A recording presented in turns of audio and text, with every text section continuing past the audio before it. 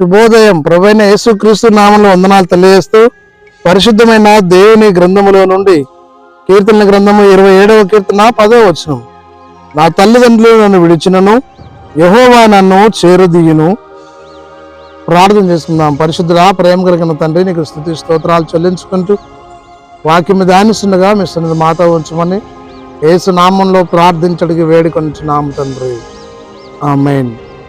తల్లిదండ్రులు విడిచినను దేవుడు విడువని దేవుడు, మరువని దేవుడై ఉన్నాడు. కాబట్టి యెహోవా నన్ను చేరదీయును.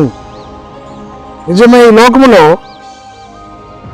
కుటుంబము, రక్త సంబంధులు, తోబుట్టు వారు దూరమైనప్పటికీ దేవుడు ఎల్లకాలము తోడుగా ఉండి చేరదీసి నడిపించే దేవుడై ఉన్నాడు.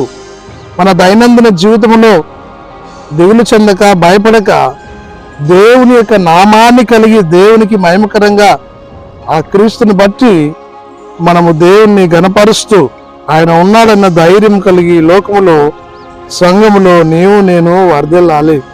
యెషయా గ్రంథము 66వ అధ్యాయం 13వ వచనములో, ఒకరి తల్లి వారిని ఆదరించినట్లు నేను మిమ్మల్ని ఆదరించదును, యెరూషలేములోనే మీరు ఆదరించబడుదురు.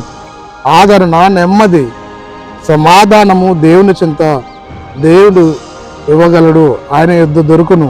కాబట్టి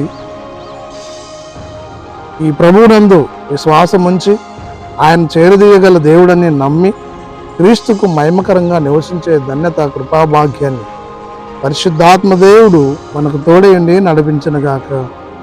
ఆమేన్. పరిశుద్ధుడా, ప్రేమగల తండ్రి, నీకు వందనాలు, స్తోత్రాలు.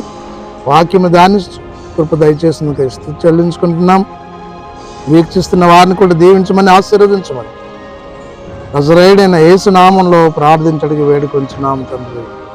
ఆమేన్. తండ్రి, కుమార, పరిశుద్ధాత్మ త్రియేక దేవుని దీవెన సదాకాలం తోడేయండి, దీవించి ఆశీర్వదించునుగాక. ఆమేన్.